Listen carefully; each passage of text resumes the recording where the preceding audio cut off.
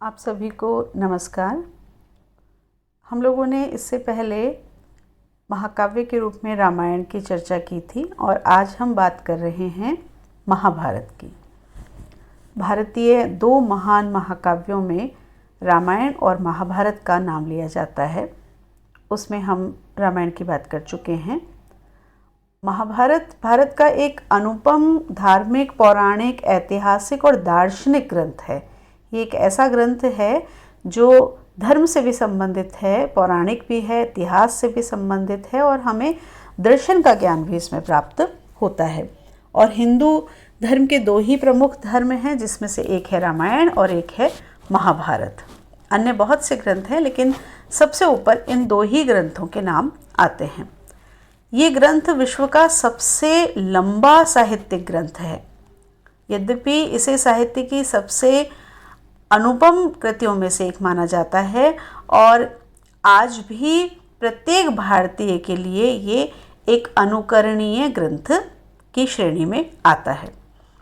हिंदू मान्यताओं और पौराणिक संदर्भों और स्वयं महाभारत में जो लिखा गया है उसके अनुसार अगर हम जानना चाहें तो इसके जो रचनाकार हैं वो वेदव्यास जी को माना जाता है और इसे लिखने का श्रेय भगवान गणेश को दिया जाता है।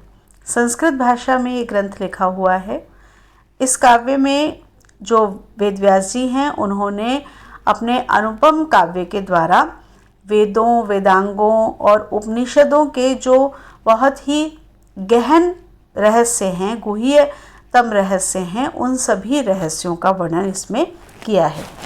इसके अतिरिक्त यहाँ पर आपको न्याय, शिक्षा, चिकित्सा, ज्योतिष, युद्ध नीति, योग शास्त्र, अर्थशास्त्र, वास्तुशास्त्र, शिल्प शास्त्र, काम शास्त्र, खगोल विद्या, धर्मशास्त्र, मतलब जो भी जीवन के शास्त्र होते हैं उन सभी शास्त्रों का इस ग्रंथ में वर्णन ही नहीं अपितु विस्तार से वर्णन हमको प्राप्त होता है। ये जो ग्रंथ है इसकी विशालता और इसकी जो दार्शनिक गूढ़ता है वो केवल भारतीयों के मूल्यों का ही संकलन नहीं करती है, बल्कि हिंदू धर्म और वैदिक जो परंपरा है उसका सार भी हमें इस ग्रंथ में प्राप्त होता है। इस ग्रंथ की जो विशालता है, उसकी जो महानता है, इसकी जो संपूर्णता है, उसका अनुमान हम इसके एक श्लोक से लगा सकते हैं जो उसके प्रथम पर्व में यहाँ हमको प्राप्त होता है। प्रथम पर्व में जो दिया गया है उस श्लोक से ही हम इसकी विशालता का अनुमान लगा सकते हैं। उस श्लोक में कहा गया कि जो यहाँ है, यहाँ से तात्पर्य महाभारत में है, वह आपको संसार में कहीं ना कहीं अवश्य मिल जाएगा और जो यहाँ नहीं है वो संसार में आपको अन्यत्र कहीं भी नहीं मिलेगा। तो इसी से ज्ञात होता है कि यह कितना विशाल है और कितने अनगिनत विषयों को समेटे हुए लिखा हुआ ग्रंथ है। यह जो कृति है ये प्राचीन भारत के इतिहास की एक कहानी है, एक गाथा है और हिंदू धर्म का जो सबसे अधिक पवित्र ग्रंथ है भगवद गीता, वो इसी का एक अंश है। बहुत से लोग ये नहीं जानते हैं कि भगवद गीता कोई अलग से लिखा हुआ ग्रंथ नहीं है, अपितु महाभारत का ही एक अंश है। जब युद्ध होने जा रहा था कौरवों और पांडवों के मध्य, उस समय अर्जुन मोहग्रस्त हुए और अर्जुन को जो कृष्ण ने उपदेश दिया उसे ही भगवद गीता के नाम से कहा जाता है। पूरे महाभारत में लगभग 1,10,000 श्लोक हैं जो यूनानी काव्यों इलियड और ओडिसी से भी मात्रा में 10 गुना से भी अधिक हैं। विद्वानों के बीच में, विद्वानों के मध्य में इसके समय को लेकर के बहुत सारे मत हैं, अनेक मत हैं, मतांतर हैं, लेकिन फिर भी अधिकतर जो विद्वान हैं वो ये मानते हैं कि लौह युग जो रहा है वो महाभारत का समय रहा होगा। ऐसा अनुमान किया जाता है कि महाभारत में वर्णित जो कुरुवंश है वो 1200 से 800 ईसा पूर्व के दौरान रहा होगा। उसका जो समय रहा होगा मुख्य वो 1200 से 800 रहा होगा। और पौराणिक मान्यता को यदि हम देखें तो अर्जुन के जो पोते हैं, प्रपौत्र जो अर्जुन के हैं, परीक्षित और महापद्मनंद, उनका जो समय है वो 1382 ईसा पूर्व का दिखाई देता है। यह जो महाकाव्य है ये 3 नामों से प्रसिद्ध है। जय, भारत और महाभारत।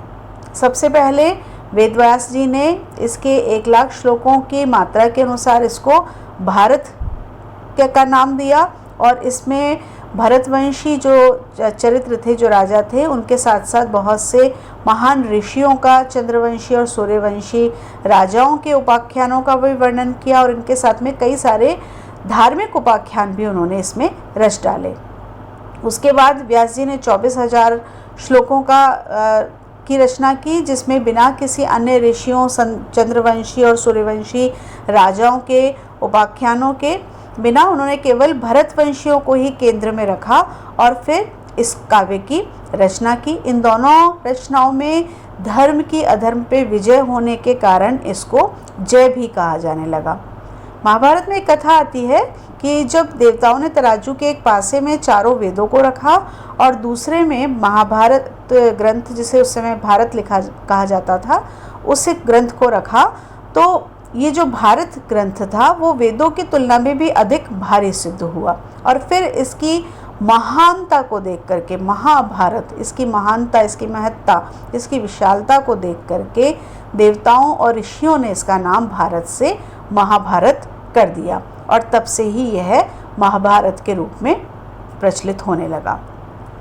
इसके लेखन के विषय में कहा जाता है कि वेदव्यास जी ने हिमालय की तलहटी की एक पवित्र गुफा में तपस्या में लीन होकर के, ध्यान में रह करके इस महाभारत की जो घटनाएं हैं इनका स्मरण किया और फिर उन्होंने मन ही मन इसकी रचना कर डाली।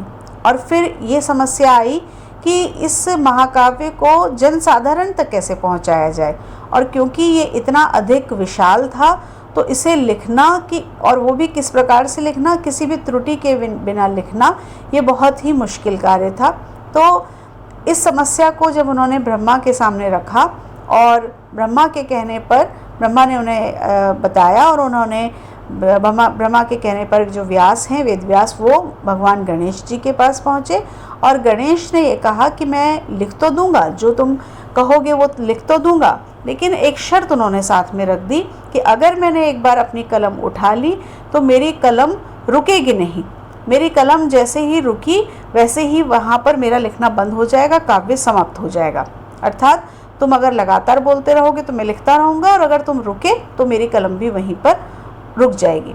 और व्यास जी को ये पता था कि ऐसा बड़ा मुश्किल है कि अगर मैंने गणेश जी को बीच में रोक दिया तो वो कार्य को छोड़ देंगे। तो उन्होंने भी अपनी चतुरता से एक शर्त रखी कि कोई भी श्लोक लिखने से पहले गणेश जी को उसका अर्थ समझना होगा, कि गणेश जी जब लिखेंगे तो पहले उसका अर्थ समझेंगे और फिर उसको लिखेंगे। गणेश ने उनकी ये शर्त को स्वीकार कर लिया और फिर व्यास जी ने क्या किया कि अपनी जो गति है वो थोड़ी सी धीरे हो सके, उसके लिए उन्होंने बीच बीच में कुछ कठिन श्लोकों की रचना कर दी। गणेश जब तक उन कठिन श्लोकों के अर्थ के ऊपर विचार करते तब तक व्यास जी कुछ नए श्लोकों की रचना कर देते। इस तरह से संपूर्ण महाभारत की रचना की गई और ये माना जाता है कि इसमें 3 वर्ष का समय लगा था। तो इस तरह से इसकी रचना काल को माना जाता है। वेदव्यास जी ने सबसे पहले पुण्यकर्मा मानवों के उपाख्यानों सहित 1,00,000 श्लोकों का आद्य भारत बनाया। फिर उसके बाद में अन्य उपाख्यानों को छोड़कर 24,000 श्लोकों की भारत संहिता बनाई और उसके बाद में उन्होंने 60 लाख श्लोकों की एक दूसरी संहिता बनाई, जिसके 30 लाख श्लोक देवलोक में, 15 लाख पितृलोक में और 14 लाख श्लोक गंधर्वलोक में समादृत हुए। मनुष्य लोक पे 1,00,000 श्लोकों का आद्य भारत प्रतिष्ठित हुआ। महाभारत ग्रंथ की रचना पूरी करने के बाद वेदव्यास ने सर्वप्रथम उस अपने पुत्र शुकदेव को इसका अध्ययन कराया था, ऐसा माना जाता है। अब इसके पर्वों के विषय में बात करें तो महाभारत की जो मूल कल्पना है उसमें 18 पर्व माने गए हैं और 18 की जो ये संख्या है ये भी महाभारत में एक विशेष महत्व रखती है। आप इसको ध्यान रखिएगा, बहुत से प्रश्न आपसे इनमें से पूछे जा सकते हैं। कौरवों और पांडवों के मध्य जो युद्ध हुआ था उसकी जो अवधि थी वो 18 दिन थी। दोनों पक्षों की सेनाओं का जो सम्मिलित संख्या बल था वो भी 18 अक्षौहिणी था। इस युद्ध के जो प्रमुख सूत्रधार थे वो भी 18 थे। महाभारत की जो कथा है उसका जो विभाजन किया गया है वो 18 पर्वों में किया गया है और महाभारत के भीष्म पर्व में जो श्रीमद् भगवद गीता है, जिसकी अभी हम चर्चा कर चुके हैं, उसमें भी 18 ही अध्याय हैं। तो इस तरह से 18 की जो संख्या है इसमें बार बार देखने को मिलती है। सभी जो पर्व हैं वो 18 हैं और उन 18 पर्वों में ये महाभारत है।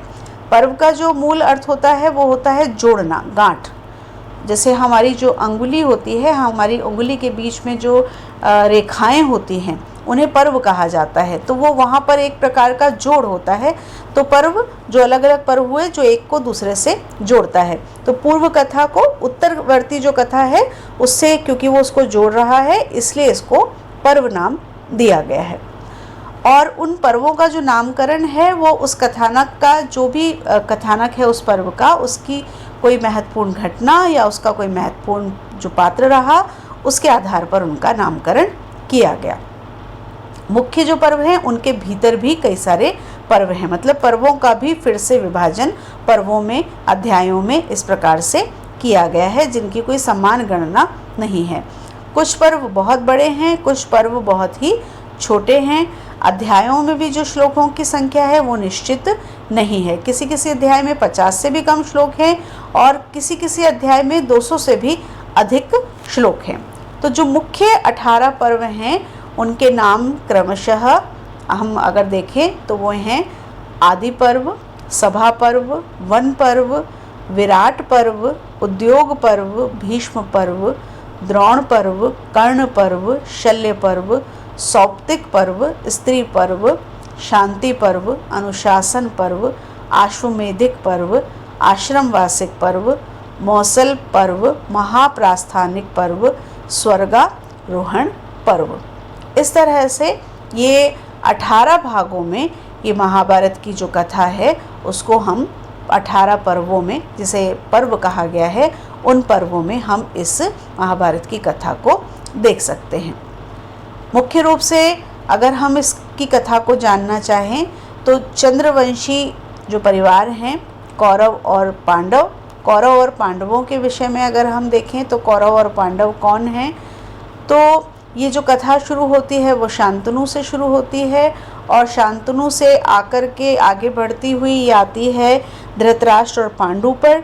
धृतराष्ट्र के जो 100 पुत्र हैं वो कौरव हैं और पांडु के जो 5 पुत्र हैं वो पांडव हैं। इस तरह से ये कौरव पांडव हैं और इन कौरव पांडवों में आगे चल कर के युद्ध हुआ है। कुरुक्षेत्र का जो युद्ध है, जिसे महाभारत का युद्ध कहा जाता है, भूमि के संघर्ष के लिए ये युद्ध हुआ और इस महाभारत की रचना हुई। इस महाभारत की, जिसे महाभारत कहा जाता है, मुख्य रूप से वही युद्ध के रूप में ही इसको देखा जाता है, जबकि ऐसा नहीं है। इसमें बहुत सारी और कथाएं हैं। जब हम इसकी कथा की बात करेंगे, क्योंकि इसकी कथा बहुत विस्तृत है, अगर हम उसे संक्षेप में भी समझेंगे तो भी जो इसकी कथा है वो बहुत ही विस्तृत कथा है, इसलिए हम उसको अलग से किसी दूसरे वीडियो में हम उसको समझेंगे, अन्यथा हम उसकी कथा को नहीं समझ पाएंगे। तो हम ये देखते हैं कि ये जो महाभारत की जो कथा है वो बहुत ही महत्वपूर्ण कथा है और हमारी भारतीय संस्कृति को ये जो सीख दे करके जाती है, जो शिक्षा दे करके जाती है, वो ये शिक्षा दे करके जाती है कि रामायण जो एक मर्यादा का समय था, रामायण के जो नायक थे श्री राम, वो मर्यादा पुरुषोत्तम थे और वही आगे चल करके अवतारवाद को यदि हम मानते हैं तो विष्णु का अवतार अब हुआ है कृष्ण के रूप में, और जो कृष्ण है वो मर्यादा पुरुषोत्तम से आगे बढ़ गए हैं, क्योंकि युग आगे बढ़ गया है और युग के परिवर्तित होने के साथ में ही, समय के परिवर्तित होने के साथ में ही उसकी जो नीतियाँ होती हैं, उसकी जो आवश्यकताएं होती हैं, वे परिवर्तित हो जाती हैं और उनके परिवर्तित होने के साथ में ही मनुष्य को भी परिवर्तन स्वीकार करना होता है। यदि मनुष्य परिवर्तन स्वीकार नहीं करेगा तो वो पीछे रह जाएगा। तो कृष्ण ने यही बताया है कि जो राम के समय की मर्यादाएं थीं वो महाभारत काल में आते हुए बदल गई हैं, उनमें परिवर्तन हो गया है और उसके अनुसार ही मनुष्य को जीवन जीना होगा। मर्यादाओं को कुछ छोड़ करके कूटनीति का भी सहारा लेना होगा। बहुत सी घटनाएं यहाँ पर हमको इस रूप में दिखाई देती हैं। तो ये हमारा महाभारत का मुख्य मुख्य जो वर्णन था, बहुत विस्तार से नहीं, बहुत संक्षेप में ये महाभारत का वर्णन है। और ये आपको अवश्य याद रखना है कि जो श्रीमद् भगवद गीता है वो महाभारत का ही अंश है, वो महाभारत से अलग कोई रचा हुआ ग्रंथ नहीं है। महाभारत में ही जब कौरवों और पांडवों का युद्ध होने जा रहा है, उसी समय कुरुक्षेत्र के मध्य में श्री कृष्ण के द्वारा अर्जुन को दिया हुआ जो एक उपदेश है, जो एक महान उपदेश है, वो उपदेश ही श्रीमद् भगवद गीता के रूप में प्रसिद्ध है, जो महाभारत का ही अंश है। तो ये महाभारत की कुछ मुख्य बातें। अब हम किसी अन्य वीडियो में इसकी कथा के विषय में भी बात करेंगे। नमस्कार।